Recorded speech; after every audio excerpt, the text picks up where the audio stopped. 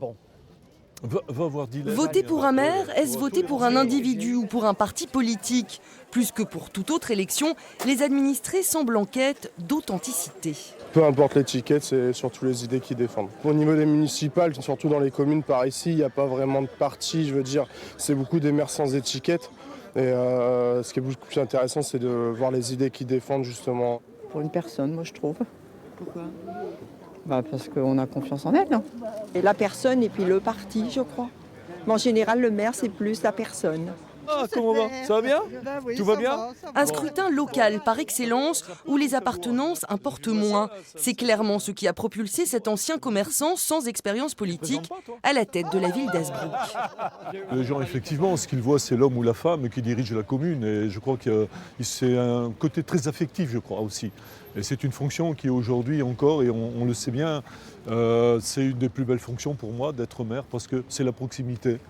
Élu surprise en 2014 face aux candidats de partis traditionnels avec 300 voix d'avance, le maire sortant ne dit pas s'il se représente. Depuis, l'ambiance s'est gâtée au sein de son conseil municipal.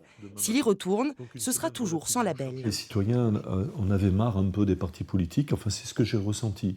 Je ne regrette absolument rien et je crois que c'est ça qui m'a permis de gagner. Il y avait une attente. Il n'y a pas un parti qui vous séduit plus qu'un autre? Non, absolument pas. Absolument pas. J'ai eu des appels du pied, mais non, je veux rester vraiment sans étiquette.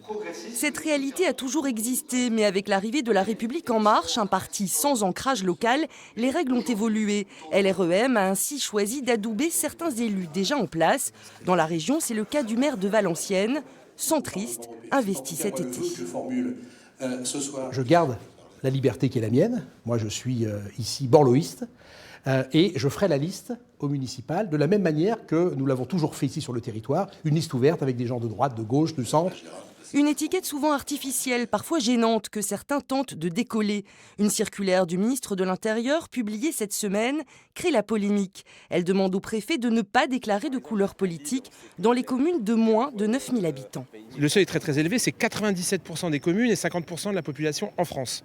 Ça veut dire qu'il y a 97% des communes où les étiquettes politiques des candidats qui existent souvent, malgré tout, ne seront pas déclarés. Donc c'est aussi une manière un peu de fausser le résultat, très clairement. On retrouve l'intérêt des maires, d'une partie des maires de petites communes et l'intérêt du pouvoir en place qui sait que les élections municipales ne vont pas être bonnes pour lui lors du prochain scrutin. Une façon d'avancer masquée, puisque les partis politiques dans leur ensemble n'ont plus la cote. Face à cette offre foisonnante, à ce mélange hétéroclite, les citoyens risquent de perdre leurs repères et de s'abstenir de voter, tout simplement.